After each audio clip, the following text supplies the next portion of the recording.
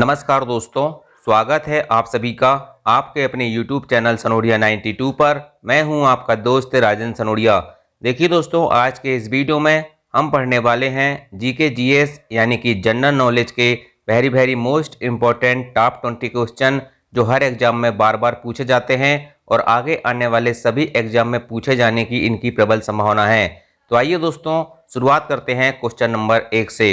दोस्तों, लास्ट में कमेंट करके जरूर बताना कि 20 में से आपके कितने सवाल सही हुए हैं। क्वेश्चन नंबर 1 है, भारत का स्मोक सिटी किसे कहा जाता है? बहुत ही इंपॉर्टेंट सवाल है, हाल ही में एसएससी में आया हुआ सवाल। भारत का स्मोक सिटी किसे कहा जाता है? 4 ऑप्शन दिए हुए हैं, दिल्ली, कलकत्ता, मुंबई या चेन्नई। तो याद रखना दोस्तों, भारत का स्मोक सिटी कहा जाता है कोलकाता को। ऑप्शन नंबर बी इसका सही जवाब होगा। याद रखना दोस्तों, कोलकाता को भारत का स्मोक सिटी कहा जाता है। इसके अलावा कोलकाता को भारत का महलों का शहर भी कहा जाता है, पूर्वी भारत का प्रवेश द्वार भी कहा जाता है और सिटी ऑफ जॉय यानी कि आनंद का शहर भी कहा जाता है। क्या कहा जाता है? भारत का स्मोक सिटी, महलों का शहर, पूर्वी भारत का प्रवेश द्वार और सिटी ऑफ जॉय यानी कि आनंद का शहर भी कहा जाता है। आइए नेक्स्ट क्वेश्चन, क्वेश्चन नंबर 2। बीबी का मकबरा किसका मकबरा है? 4 ऑप्शन दिए हुए हैं, मेहरुनिसा बेगम, फातिमा बेगम, मुमताज बेगम या दिलरास वानो बेगम। 4 में से आपको एक ऑप्शन सही चुनना है। तो बीबी का मकबरा किसका मकबरा है भाई साहब? याद रखना, बीबी का मकबरा है ऑप्शन नंबर डी इसका सही जवाब होगा। दिलरास वानो बेगम का मकबरा है बीबी का मकबरा। और ये कहां पर स्थित है?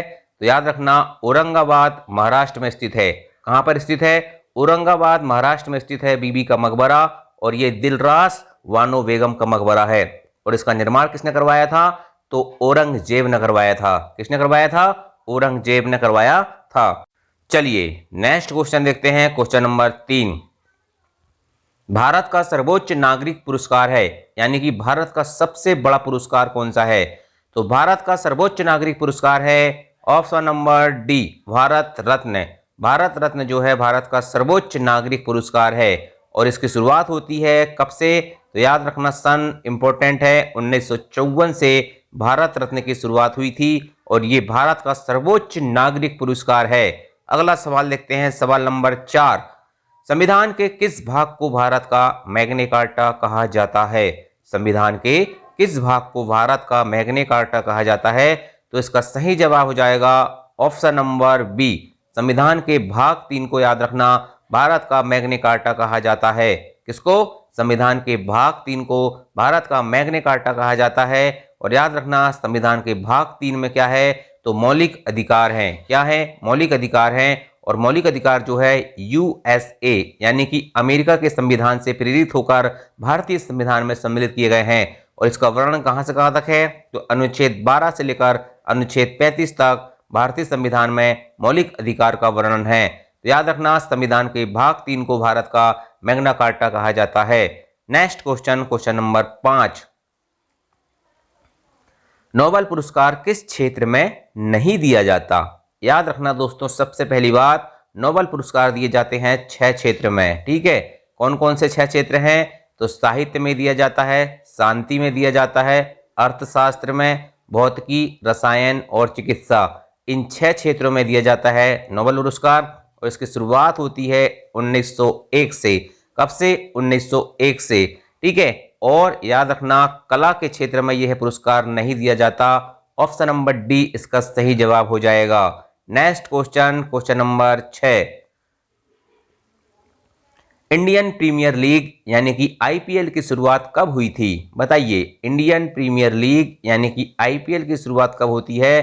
तो याद रखना, ये होती है 2008 में। और पहली बार जब आईपीएल का प्रथम सीजन हुआ था तो कौन जीता था? राजस्थान रॉयल्स जीता था। और कप्तान कौन थे? तो ऑस्ट्रेलिया के शेन वॉर्न, याद होगा आपको, वो थे राजस्थान रॉयल्स के कप्तान। सबसे इंपॉर्टेंट चीज याद रखना, इंडियन प्रीमियर लीग की शुरुआत 2008 से हुई थी। नेक्स्ट क्वेश्चन देखते हैं, क्वेश्चन नंबर 7। भारत पहली बार क्रिकेट विश्व कप विजेता कब बना था? तो भारत पहली बार क्रिकेट विश्व कप विजेता बनता है 1983 में।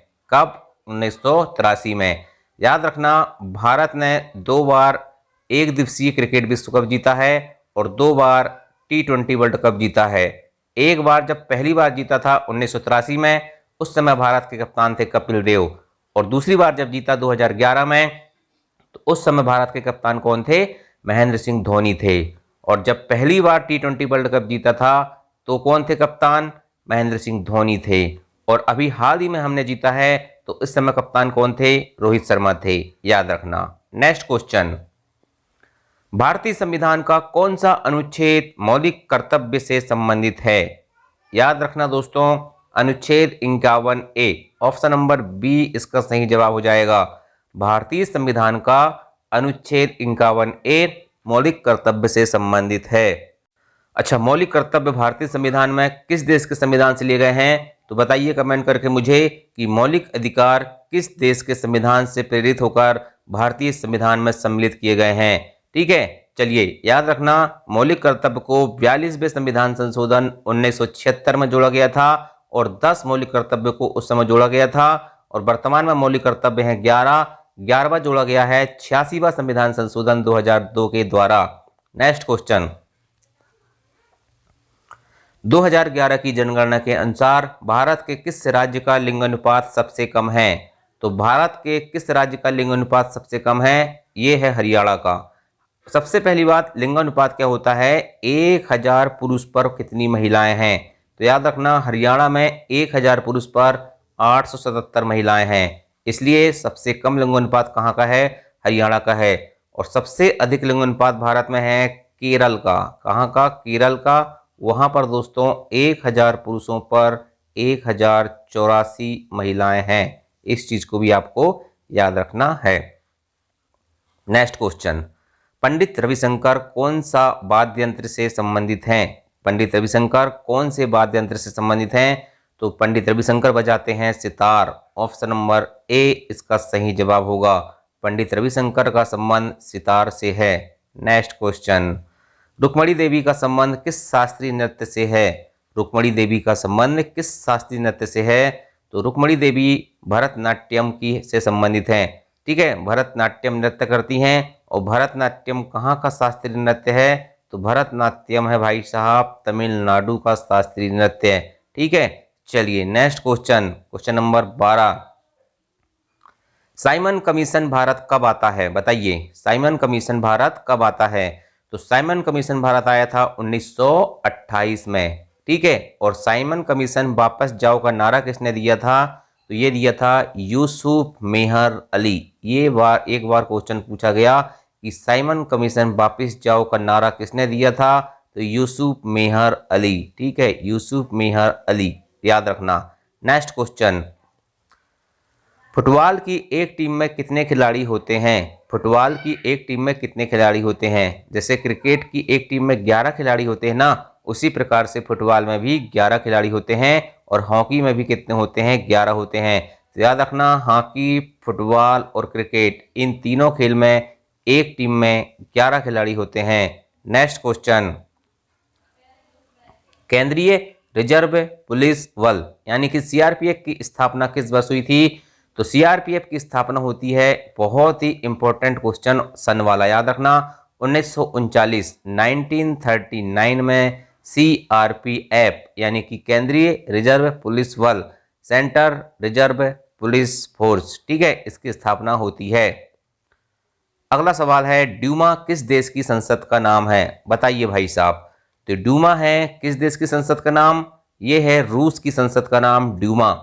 और रूस की राजधानी क्या है? मॉस्को। क्या है रूस की राजधानी? मॉस्को। और यहाँ की मुद्रा क्या है भाई साहब? तो यहाँ की मुद्रा है रूबल। क्या है भाई साहब? रूस की मुद्रा का नाम है रूबल। याद रखना, राजधानी मॉस्को और रूबल क्या हो गई? मुद्रा हो गई। और संसद का नाम क्या हो गया? ड्यूमा हो गया। नेक्स्ट क्वेश्चन, यूएसए यानी कि अमेरिका एवं कनाडा के बीच में कौन सी रेखा स्थित है? तो यूएसए और कनाडा के बीच में है 49वीं समानांतर रेखा। बहुत ही वेरी मोस्ट इंपॉर्टेंट क्वेश्चन। जिस प्रकार से भारत और पाकिस्तान के बीच में रेड क्लिफ रेखा है, उसी प्रकार से यूएसए और कनाडा के बीच में 49वीं समानांतर रेखा है। नेक्स्ट क्वेश्चन, मुद्रा जारी करने वाला पहला देश कौन सा है? तो मुद्रा जारी करने वाला पहला देश कौन सा है? याद रखना, जहां सबसे पहले कागज का आविष्कार हुआ था उस देश का नाम है चीन, और जहां सबसे पहले कागज बना वही बनी मुद्रा, और वो है चीन। तो कागज और मुद्रा दोनों सबसे पहले जारी करने वाला देश कौन सा है? हम कह सकते हैं चीन। नेक्स्ट क्वेश्चन, भारत की प्रथम महिला मुख्यमंत्री कौन है? Who is the first chief minister of India? बताइए, भारत की प्रथम महिला मुख्यमंत्री कौन है? ठीक है, वुमेन में बताना है आपको। प्रथम महिला मुख्यमंत्री थी Sucheta Kripalani. Option number A इसका सही जवाब होगा, और ये बनती हैं यूपी की प्रथम महिला मुख्यमंत्री, साथ में भारत की प्रथम महिला मुख्यमंत्री। नेक्स्ट क्वेश्चन, भारत की प्रथम महिला राज्यपाल कौन थी? तो भारत की प्रथम महिला राज्यपाल बनती हैं कौन? याद रखना, Sarojini Naidu. Option number B इसका सही जवाब होगा। इन दोनों क्वेश्चन में होता है कन्फ्यूजिया।